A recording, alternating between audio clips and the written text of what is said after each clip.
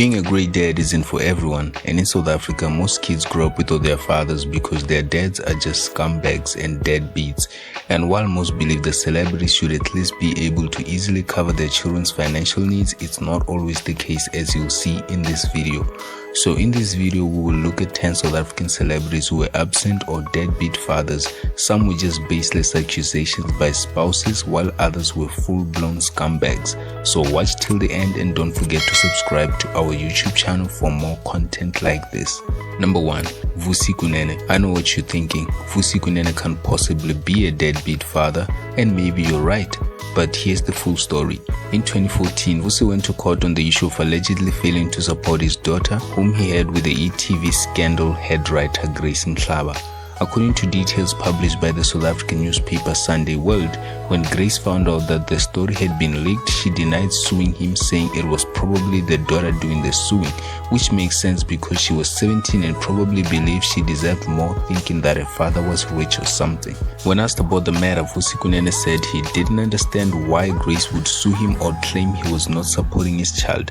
However, he did say he would reveal more in court. The outcome of the ruling remains a mystery, but there was quite a lot of drama, as sources close to Grace said that she was the one suing and that she had told her friends that for 17 years she was the one paying all the bills by herself and Vusi wasn't pitching. Well, whether you think Vusi is innocent or not, there was definitely a serious problem here about Vusi Kunene's presence in his daughter's life, such that it even went to court. Number 2. Presley High. For starters, you gotta admit, Presley is kinda living up to his character, because not only is he on our list of potentially deadbeat fathers, but his foundation is implicated in stealing over 67 million rands from the National Lottery Commission, of which 15 million is believed to have been stolen by his foundation.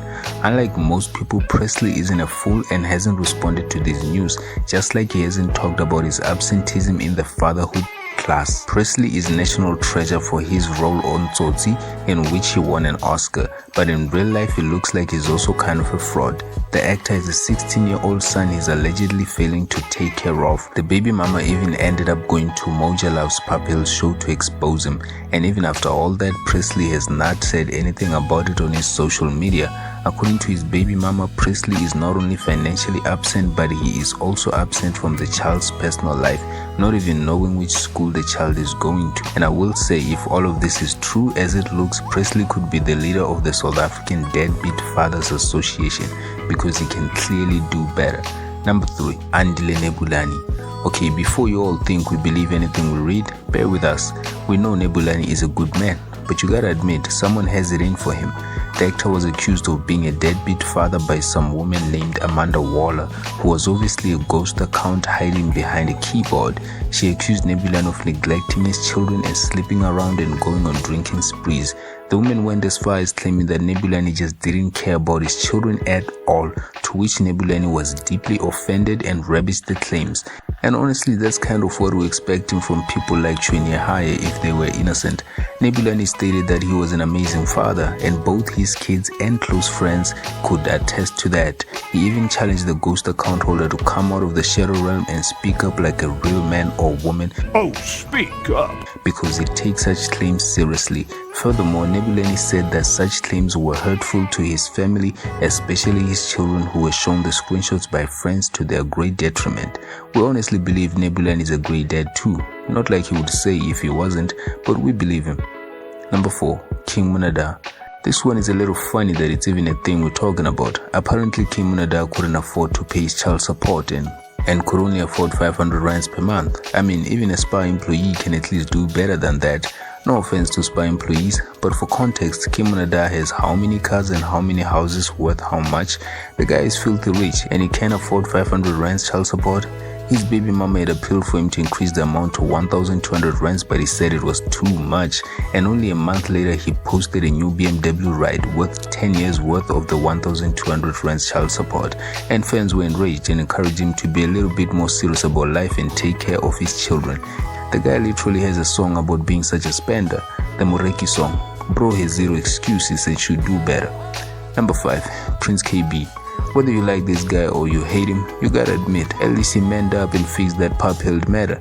Prince KB was accused of being an absent father by his Gauteng baby mama, and unlike most men who either become quiet or try to spin the tale, Prince KB took it to the chin. He realized that he was repeating the very cycle he had suffered from, as he himself grew up with an absent father who neither called or even checked up on him, but who favored his other children elsewhere. And KB was now doing the very same thing with his oldest son, favoring his younger children and failing to provide for his older children. But he decided to turn things around and fix the pup-held issue and be more present in his son's life. He also urged other men to become the best men they could be and take full care of their children, because being a dad is a full-time job. Number 6, SK Khoza. I mean, you probably saw this one coming, right? I mean, this guy is a heck of a walking controversy. If he's not running around town like a zombie, he's fighting someone or doing something funny. He's doing something funny. The guy is always up to something controversial. It's almost like he's a degree in controversy. And guess what? He has also made it to a deadbeat list. SK was dating Gogo Maweni, and despite what you think, Gogo Maweni looks nothing like what you think when someone says Gogo. So the two had a child together, and SK, being SK, decided to join the new club of the South African Deadbeat Fathers Association and abandoned his fatherly duties. But Gogo Maweni wasn't having it and decided to call out the actor on his shenanigans. Before you all drag SK, here's the full story. SK didn't want to be a father and had asked Gogo Maweni to abort the child, but Gogo Maweni insisted on having the baby. She decided that on her own because it's her body, her choice. However, after giving birth, she expected SK to care about a child he had no say in bringing into this world, which is kinda unfair, come to think of it, considering that if SK wanted the child and she didn't, her say would still go unchallenged. So why would she force SK to care about a child he had no say over either bringing or aborting? As a result, SK decided he wanted nothing to do with the kid and let Gogo Maweni take care of the child on her own. And in all of it, only SK was dragged. What do you think? Should men be dragged for deciding not to take care of kids they had no say in bringing? Share your thoughts in the comments. Number 7, Peter Mashu. You probably know Peter Mashu from Zanzi as Lunga, the Queen as Jacob Mkondo, Haridumele as Pastor Tlong, and on the throne as Lazarus. He's an amazing actor, but in today's video, we are not giving flowers.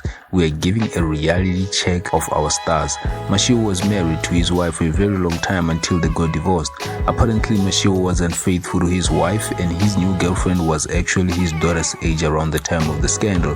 But that's not all. The actor didn't care about his children and wasn't a present father either, such that when he finally married one of his girlfriends, he didn't even invite them to his wedding, and they only found out through distant relatives who were invited.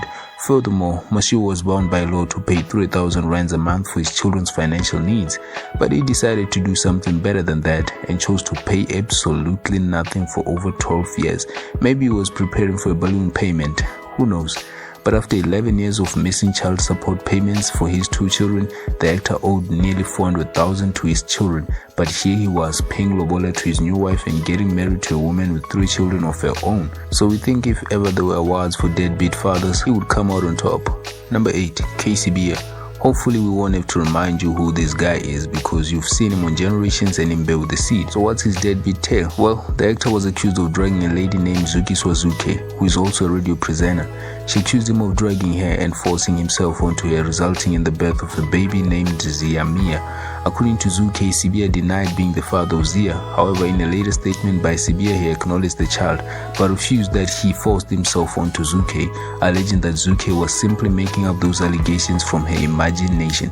Zuke is a traditional healer and sees things, and so KCBia has accused her of being mentally unstable and has said that her calling is just depression in disguise. But according to her, K did those things and even kicked out his parents when they chose to babysit Zia. This is a whole back and forth thing, but it's important to note that according to Sibia, the girl is lying about everything except the fact that he is the father, while on the other hand, Zuke claims Sibia is a sadistic deadbeat father who doesn't care about his daughter. So figure it out on your own. We simply don't know who's lying. Number 9, Jub Jub. Okay, this one is a bit complicated because while it's arguable that Jub Jub didn't try hard enough to be a present father in his son's life, it's also true that Kelly didn't want him in his son's life anyways, for a few good reasons. One of those reasons include the fact that Kelly has labeled the rapper as an abuser, saying she'd rather be hated by her son later in life when she thinks of the things he put her through. However, Jub Jub on the other hand says he tried by all means to reach out to his son, including sending gifts and letters while he was in prison, of which Kelly Khumalo would return, making making it seem like Jub had never sent anything to his son at all. Furthermore, Jub claims that Kelly has made it nearly impossible to see his child, and for those on Kelly Khumalo's side, it's understandable, but it's worth considering that mothers can make it extremely impossible for fathers to even have a relationship with their children if the relationship was abusive, because honestly, it's hard to want a child bonding with an abuser. What good values could he possibly instill in the child, right? So while Jub practically tried and still tries to be part of his child's life, Kelly Khumalo not only doesn't want that, but is also reluctant to believe Jub is genuine and serious about the relationship. So is Jub a deadbeat father? Well, that's what Kelly Khumalo seems to think, and probably what she has convinced Jub's son to believe. What would you have done if your baby daddy was abusive? Would you let him see your child? Number 10, Heavy K. This is a heavy one, but let's get to it quickly, because honestly, who's still watching at this point, right? If you are, thank you. Otherwise, let's get back to the matter.